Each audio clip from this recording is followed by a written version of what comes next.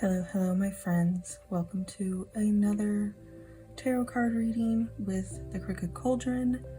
I am, as always, your favorite village witch, and today we are talking about Imbolc, one of the Sabbats or holidays of the Wheel of the Year.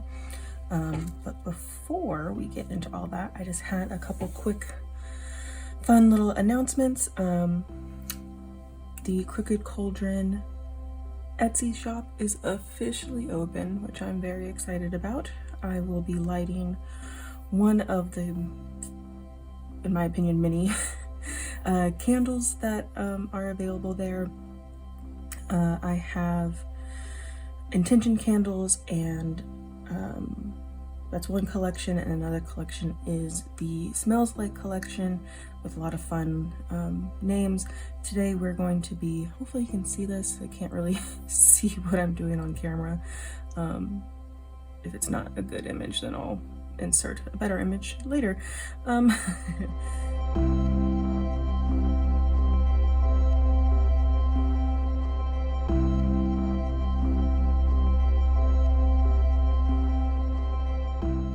Today I'm going to be burning one of these intention candles I have, and today the intention is truth. Obviously I feel like it's a pretty good intention to set for a tarot card reading or intuitive reading in general for the collective. And this lovely lady has hints of jasmine, blackcurrant, and lemon verbena in her. So like I said, she is just one of the many options you have at the Crooked Cauldron Etsy shop.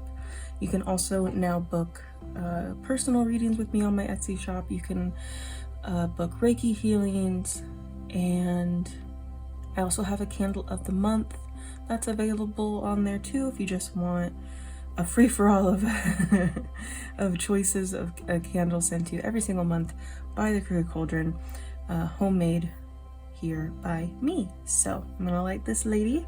Hopefully she cooperates on camera, but we'll see.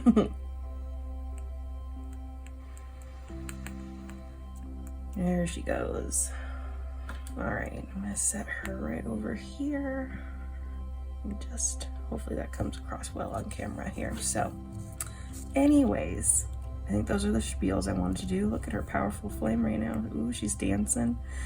All right. So what are we talking about today? We're talking about Imbolc today. I'm going to do a little spiel about this festival of renewal and awakening first, and then we're going to get into the cards. I have some oracle cards as well that we'll get into. So Imbolc, typically celebrated on February 1st or sometimes the 2nd. It marks the halfway point between winter solstice and the spring equinox in the Western Hemisphere. Rooted in Celtic and pagan traditions, it honors the goddess Brigid, goddess of fertility, healing, and inspiration. The word Imbolc comes from an old Irish word meaning in the belly, which is a reference to the pregnant sheep at this time of year. This sacred festival symbolizes the first stirrings of spring, the return of light, and the renewal of life. Some themes and significance. Renewal and rebirth, as I said. Imbolc celebrates the end of winter's icy little grip, depending on where you are, how icy it is, and the gradual awakening of the earth back into spring. Honoring the goddess Brigid, she is also the goddess of poetry and smithcraft or metal workers, and healing. She is invoked for creativity, protection, and transformation, which again are themes of Imbolc. Another theme is preparing for growth. The holiday is a time to cleanse, set intentions, and prepare for the abundance of the coming spring. Imbolc correspondences colors are white, green, gold, and red. And these are just some, depending on who you ask, there are more or different ones, but these are the generalized correspondences. Symbols are candles, candles, the Bridget's cross, which if you haven't seen, normally it's sort of like a woven with like corn husk or grass. I don't really know how it's almost like a square but a cross mixed together. Symbol Google search and it'll pop right up if you're curious. More symbols are lambs and hearth fires. Herbs are lavender, rosemary, basil, and snowdrop flowers. Crystals are amethyst, garnet, citrine, and moonstone. Animals, sheep, swans, and wolves. Deities, Bridget, as I said, she's a Celtic goddess. Oh, I meant to Google how to pronounce this one. It's another, I believe, Celtic or Gaelic word, and that is so hard to pronounce. But the Cailleach, a winter crone that transforms to the spring maiden. Foods are milk, dairy products, seeds, grains, and hearty soups. Love me a good soup this time of year. Soup is the best. Some rituals and practices that we can do during Imbolc season is candle lighting. You can light a white or gold candles to symbolize the growing sun and invite Bridget's blessings. You can perform candle magic for creativity, fertility, or spiritual renewal, keeping in with those themes. Spring cleaning and purification. Clean your home and sacred spaces to release stagnant energy. I am hoping to do that not only in my home, but also my altar space. My altar space could use some movement of energy. And Imbolc is the perfect time to do that. Let's see. You burn herbs like rosemary or sage. Just make sure you find them responsibly, especially the sage, for purification. You can create a Bridget's cross that I mentioned earlier. You can weave one from straw or the corn husk or grass, like I said, to honor the goddess and protect your home. I have never made one, but I would like to. So maybe, hopefully that's something that can happen in the future. And if it does, I'll definitely show everyone my results, whatever they may be. You can do blessings for your hearth or home, using fire or symbolic light to bless and protect your home for the coming year. You can leave offerings to Bridget. You can leave milk, honey, or bread on your altar or outside as an offering. Divination and intentions. Use tarot. See, look at us being so in theme and festive. Using tarot or runes to seek guidance for the year ahead. Set intentions for growth, healing, or new projects. You can also celebrate nature's awakening, however that relates to you. But you can take a walk in nature to observe signs of early spring and connect with the earth's energy. You can also participate in Fae work. This is a really popular time to work with the Fae or Fae-like creatures and spirits. You just want to make sure you research different types to see which align with your intentions for the spring season coming up.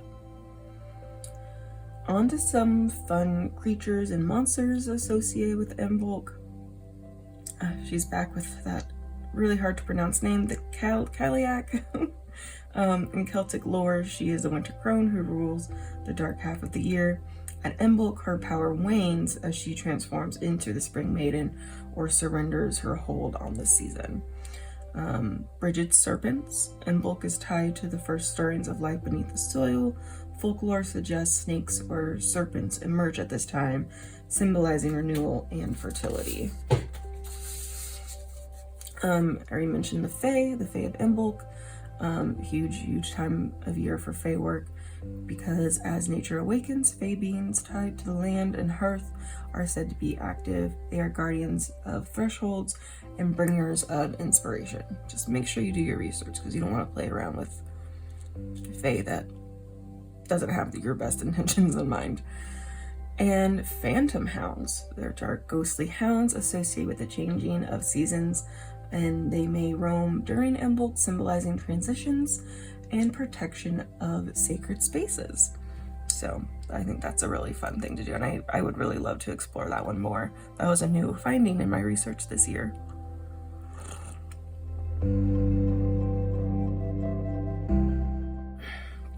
Okay, to take a quick sip of coffee there. Now, on to the cards. As you can see, I have them laid out for us, so I'm just going to flip them over and we're going to go from there. So what does Imbolc have in store for the collective this Imbolc season? We have the Empress in reverse. Okay, let's not panic. 7 of coins. 7 of wands. The Knight of Wands. And the Wheel of Fortune. And we'll also do bottom of the deck here. We have the Ace of Swords. Let's see if we can see that bad boy. All right. Okay, one step at a time here. Let's kind of get into this. What do we have going on here? This Empress in reverse. So I think this Imbolc season, the collective, we the collective, are starting to kind of wake up to our, I want to say strengths and weaknesses, but primarily maybe our weaknesses. We're really waking up to like what we're lacking in ourselves, what we could be doing more for ourselves. You know, we're waking up to like this awareness of where can we, I don't want to say do more, because that's, it can be a little too triggering, in my opinion, to tell people they have to do more things. In a society that is constantly telling us that already. I don't want to be that part of society. But it's an awareness of where we can improve and help ourselves.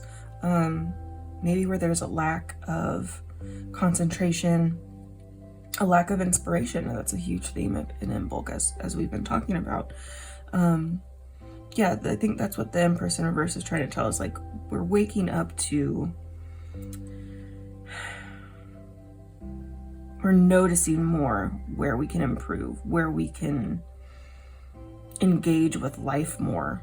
I think that's what it is. The Empress in reverse is telling us where we can engage in life more. We're like waking up to that idea. And it's going to look a little bit different for everyone. Like I said, this is for the collective, so it's a little bit more generalized. So it's going to be very personal to like where you can kind of awaken more in life, where you can kind of focus on more in life to bring that creativity in, bring that growth in.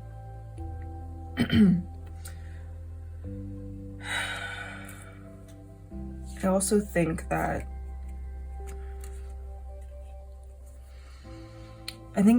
in that same note, we need to be a little bit easier on ourselves when it comes to planning. I'm hearing that we need to not be so rigid in our planning. Like Imbolc, there's a lot of planning. There's a lot of kind of laying out for the year ahead. And that's all well and fine. But we don't need to be hard on ourselves about it. The Empress's energy isn't a really rough, rigid energy. It's a gentle, kind of nurturing, kind of motherly energy. So where can we nurture ourselves more, or like nurture that planning, right? You don't want to like, some people like to, kind of write lists. I love writing lists and like to-do lists and stuff like that, and that's all well and fine, but where can we kind of loosen that grip on it? I think that's what the 7 of Coins is kind of trying to tell us here. Because the rigidity isn't going to serve us this year. I don't think that's what's going on. I should also mention that this really is a timeless reading, though I'm going through Imbolc season. This could pertain to you or have messages for you even outside of Imbolc season.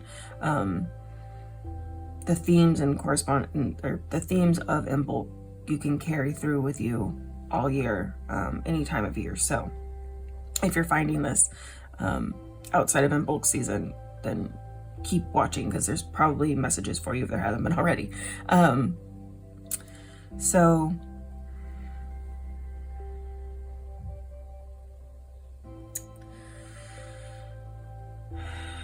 yeah, I think planning with like reflection, right? Mindful planning is what our cards are talking to us right now. You don't want to just be like, well, I have to get like XYZ done because of ABC. You know, you're like, okay, maybe these are my goals, but like, what can I gently do with myself to start moving towards those goals? Now, I'm trying to think of a good example here, but for some reason, Spirit is not like letting my brain do that.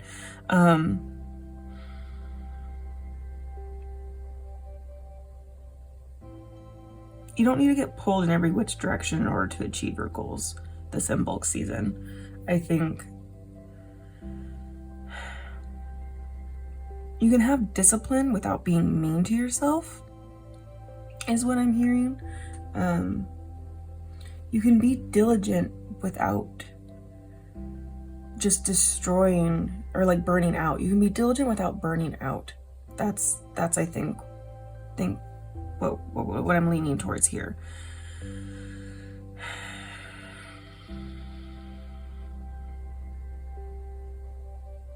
Yeah, you want to release any tendencies of burnout. You want to release that path to burnout this Imbolc season.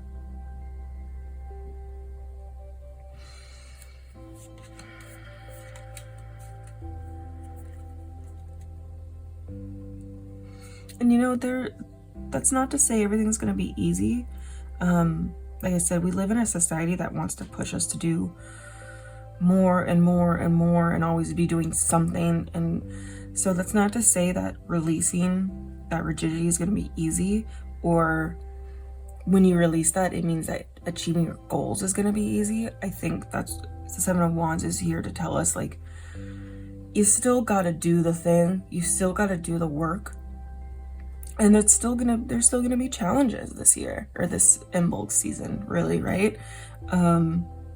It's not always rainbows and butterflies. It's very rarely all rainbows and butterflies, but that's not to say it's not worth it. That's not to say that even though there's challenges, you have to be hard on yourself, or you have to push yourself to the point of burnout. You have to push yourself to the point where it's unhealthy. This is all about healthy planning. This is about healthy due diligence, right? Not being toxic to yourself. You know, you can have goals, you can have plans, you can have steps towards those goals and plans, but where can you loosen up a little bit? Where can you lighten up a little bit? Where can you not be so hard on yourself?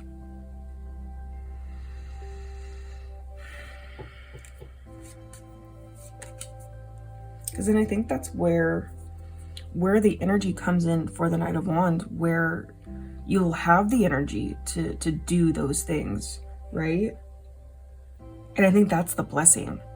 You know, you're releasing that rigidity, that push yourself till you drop, like go until you drop kind of energy, but still sticking with like your plans, still sticking with your goals, or maybe adjusting them where you need to, but you can still have them. No one's saying anything about not having plans, making plans, having logical, practical steps towards those plans. What we're saying here is, how can you achieve those goals?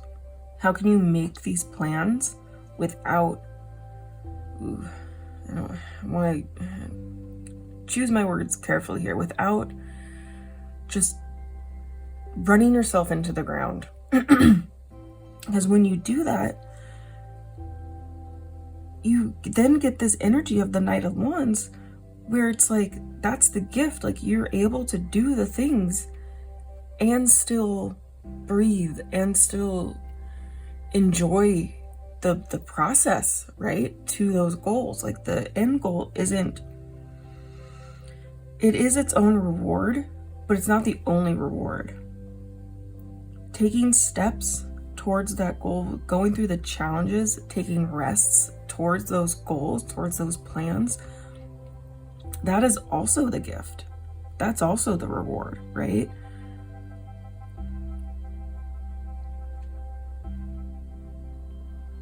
So I think with the light returning, that's what's illuminating where we need to cast light on that toxic rigidity that we need to let go of in order to move forward with these plans, in order to overcome the challenges. Because if you're pushing yourself too hard and just like head charging, I don't know, charging headlong, trying to push through these challenges that will naturally come up in anyone's goals and anyone's plans, you're just gonna hate it. You're gonna hate the process, and it makes it not fun, not rewarding. You get stuck, you want to give up. And so that's what we need to release, right? Because you don't want to give up on your plans. You can adjust your plans, you can let go of some, maybe pick up new ones, you know, whatever. You're allowed to evolve in these plans and these goals, but not out of just total burnout, not out of being toxic to yourself. And this new energy, this really just abundant energy to just move forward, to like do what you got to do, is what's coming when you do that. And I think that's also, I think that just brings us naturally to the Wheel of Fortune here, because that's what honors the energy of Imbolc, you know, this like appreciating the process, right? Like the wheel is turning, and you know, one thing I can kind of compare this to is like, you know, the wheels are turning on a cart, right, to get to like a destination, but like, look at those wheels turn, look at those wheels turning, and like the process of it turning, and like the mechanisms making it turn to then get you in that cart to that destination, right? Like that in and of itself is beautiful. Like the wheel is a beautiful invention that revolutionized the world, right? Trying not to lose this metaphor and make it like still make it make sense, but you know, I think that's where we can just try to honor that spirit of Imbolc, that renewal, that growth energy, is like appreciating the process. You know, look at the seasons of the year, right? Like we're just coming out of winter where everything's dead and that died, and like some people see that as like a negative thing, like, oh, the crops are dead now, but they have to die in order for them to come back. You have to go through the seasons in order to get that abundance of spring and summer, right? And fall and winter come and everything dies and clears, and then everything returns. So it's like, it's all just part of the process, and you have to allow that to be part of the process. And I think the Ace of Swords here just overall is like, there's a new mindset coming, right? That's what the overall theme is here. There's a new mindset.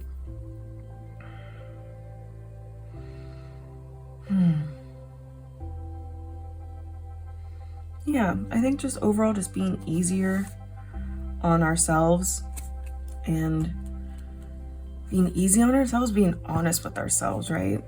That's a huge thing. And that allows us to move forward in life and to like enjoy the moving forward, not just the end destination.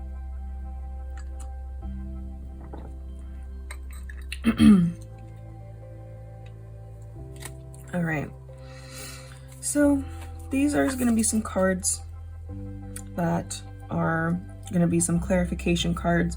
I've already gone through the spread here, but we're going to go through some of these cards to kind of look at the energies, or like the energies that we can carry through with us, because this is a super adorable deck.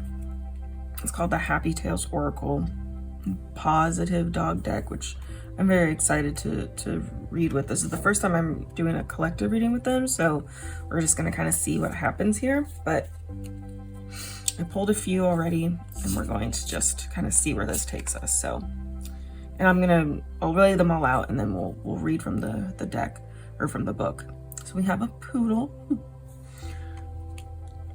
If you know me at all, you know I'm a huge dog person. We have a Cocker Spaniel, the Greyhound, the Pekingese, and the Newfoundland. All right, and I'm gonna do bottom of the deck too for this one, just because. And we have the Shih Tzu. Oh my goodness. Okay, I don't know if this is all gonna come on camera over here, but we're gonna move these people around. See if we'll see if that works. Anyways, so when it comes to this Empress in reverse energy, the poodle's energy tells us that we want to be attentive, classy, and faithful throughout it, right? So that energy that's awakening with us, that kind of noticing where we can improve. We want to be attentive, but we want to stay classy, right? You don't want to make a mess of yourself, or I guess get caught up in the mess, right? You're allowed to be messy, but you know, I think the poodle is just telling us, like, stand by yourself too, because there's also faithful here. We have attentive, classy, and faithful. And you know, do this to yourself, like be attentive to yourself, but like don't let yourself run off the deep end necessarily, right? Like be the mess, be the hot mess, be the train wreck that you need to be, but you know, use your common sense. I think that's what classiness is really telling us here. And being faithful to yourself, like stick through yourself to that process, right?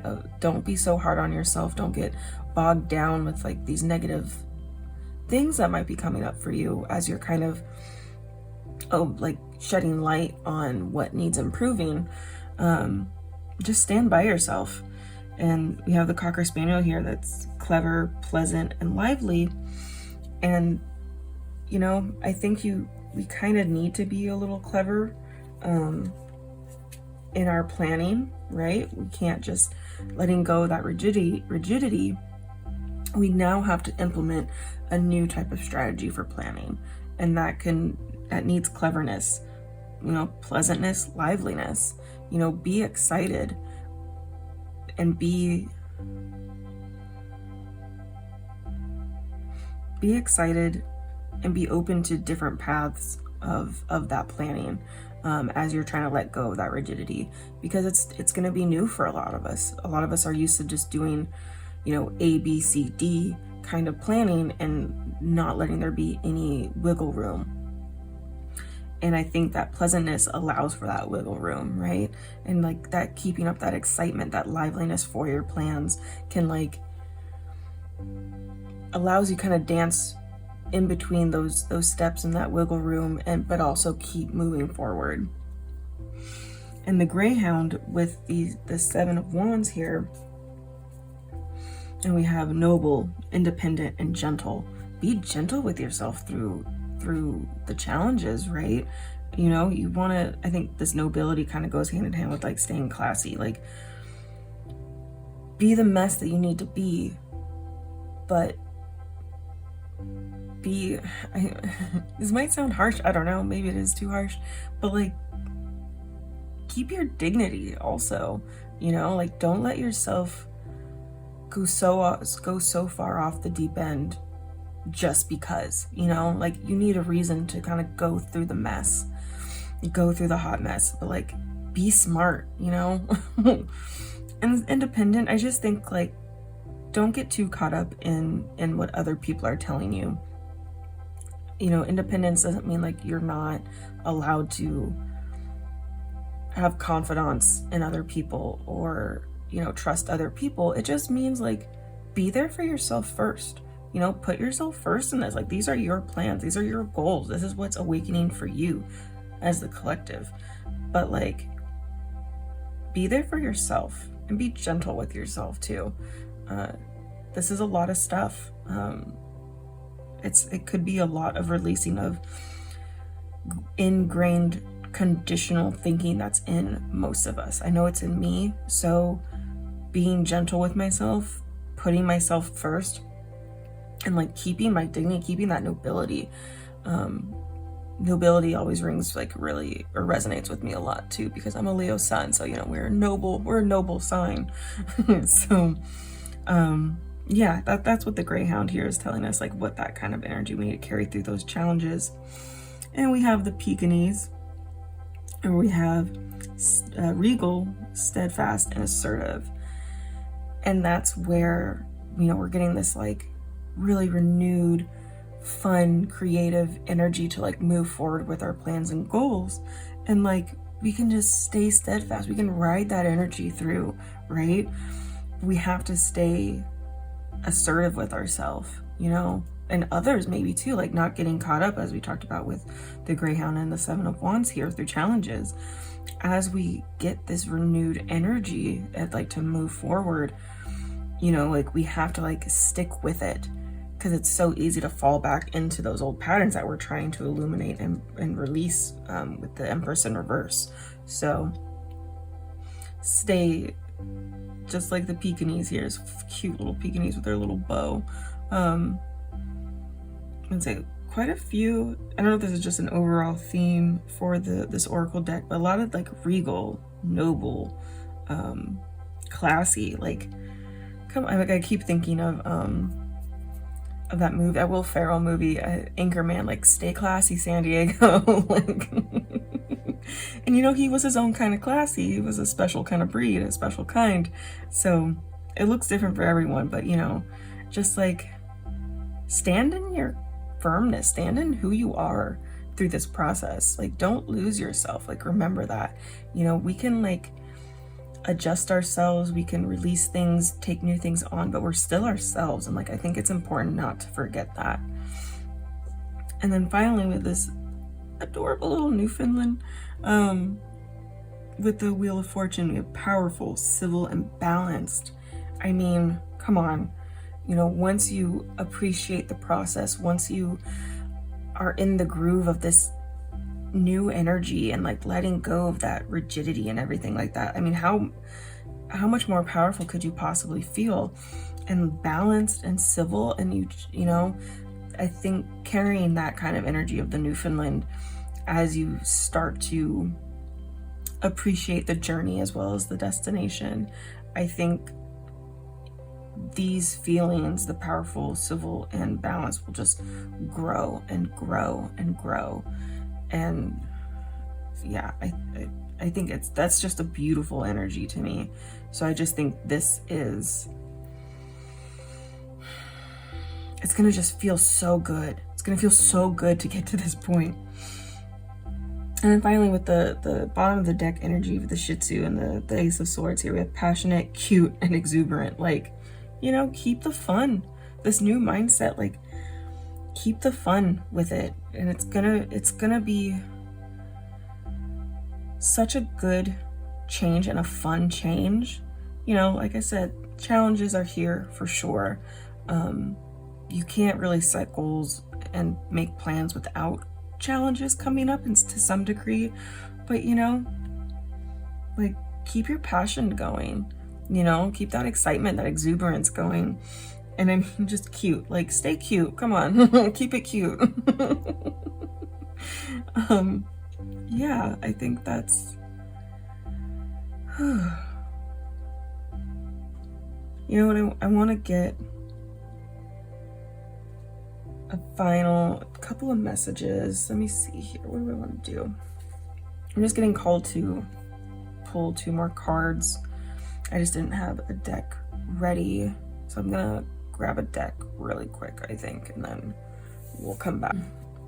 All right, so we're gonna grab from this Moonology deck. This is one I really enjoy using a lot. So we're just gonna grab 2 more cards. Let's see, what's the overall impact of all of this Imbolc season for the collective? What is the impact this Imbolc season will have on the collective? So we have North Node, step out of your comfort zone. See, that's essentially what we're going to have to do here. Stepping out of the comfort zone in order to move forward with these goals and these plans in this way where we're not being just mean to ourselves and rough on ourselves and burning out. All right, let's do a final message. Final messages for the collective. Final messages for the collective Imbolc season. All right, Cardinal Moon, be bold and make the first move. I mean, I think that says it all. I think I might just leave it there. So, Imbolc season for us, illuminating stuff that we need to work on, but releasing that rigidity in the making of plans and goals, keeping with ourselves through the challenges and riding that new energy to move forward through those goals and appreciating the journey for what it is. You know, keeping it cute, keeping it classy, you know, keeping it noble and regal, civil and just pleasant, right? And this whole brand new mindset is awakening within us this Imbolc season. So I think that's where we're going to end it here. Thank you all so much for being here. Like I said, I have a new Etsy shop up and running, so please, if you're interested in booking a reading with me, I'll have the links down below. Reiki healings, I'm a Reiki master, so please book down below, or book through the link down below. Candles are up, YouTube channel is up, Instagram is coming together. I have a lot of stuff coming up as well. So I thank you all so much for sticking with me and continuing on this journey together. So have a wonderful Imbolc, and I'll see you guys next time. Bye.